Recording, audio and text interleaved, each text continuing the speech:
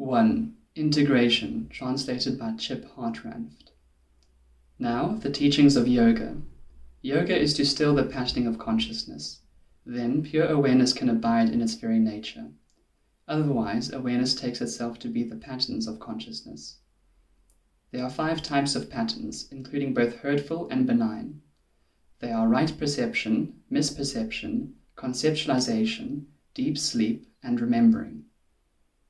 Right perception arises from direct observation, inference, or the words of others. Misperception is false knowledge not based on what actually is. Conceptualization derives from linguistic knowledge, not contact with real things. Deep sleep is a pattern grounded in the perception that nothing exists. Remembering is the retention of experiences. Both practice and non-reaction are required to still the patterning of consciousness. Practice is the sustained effort to rest in that stillness. And this practice becomes firmly rooted when it is cultivated skillfully and continuously for a long time.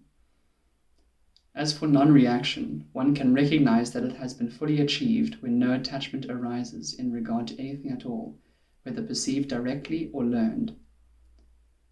When the ultimate level of non-reaction has been reached, pure awareness can clearly see itself as independent from the fundamental qualities of nature. At first, the stilling process is accompanied by 4 kinds of cognition: analytical thinking, insight, bliss, or feeling like a self.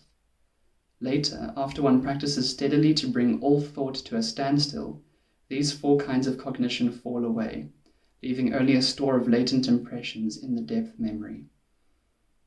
Once the body is gone and these latent impressions are dissolved in nature, they are inclined to be reborn. For all others, faith, energy, mindfulness, integration, and wisdom form the path to realization. For those who seek liberation wholeheartedly, realization is near. How near depends on whether the practice is mild, moderate, or intense. Realization may also come if one is oriented toward the ideal of pure awareness, Ishvara. Ishvara is a distinct, incorruptible form of pure awareness, utterly independent of cause and effect, and lacking any store of latent impressions. Its independence makes this awareness an incomparable source of omniscience. Existing beyond time, Ishvara was also the ideal of the ancients. Ishvara is represented by a sound, Om. Through repetition, its meaning becomes clear. Then, interiorization develops and obstacles fall away. Sickness, apathy, doubt, carelessness, laziness, hedonism, delusion, lack of progress, and inconstancy are all distractions which, by stirring up consciousness, act as barriers to stillness. When they do, one may experience distress, depression, or the inability to maintain steadiness of posture or breathing. One can subdue these distractions by working with any one of the following principles of practice. Consciousness settles as one radiates friendliness, compassion, delight, and equanimity toward all things, whether pleasant or painful, good or bad. Or by pausing after breath flows in or out. Or by steadily observing as new sensations materialize.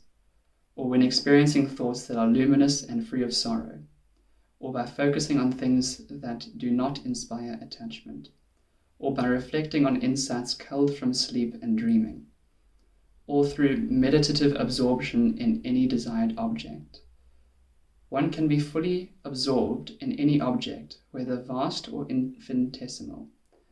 As the passing of consciousness subsides, a transparent way of seeing, called coalescence, saturates consciousness.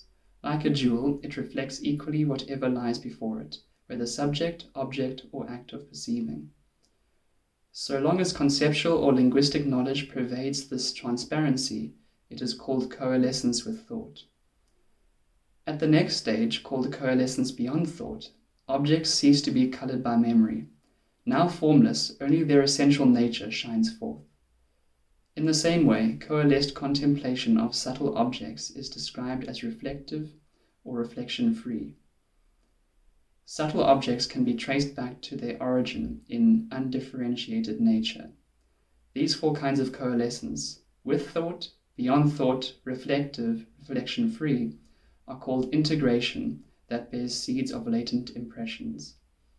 In the lucidity of coalesced, reflection-free contemplation, the nature of the self becomes clear. The wisdom that arises in that lucidity is unerring. Like insights acquired through inference or teachings, this wisdom has as its object the actual distinction between pure awareness and consciousness. It generates latent impressions that prevent the activation of other impressions. When even these cease to arise and the patterning of consciousness is completely stilled, integration bears no further seeds.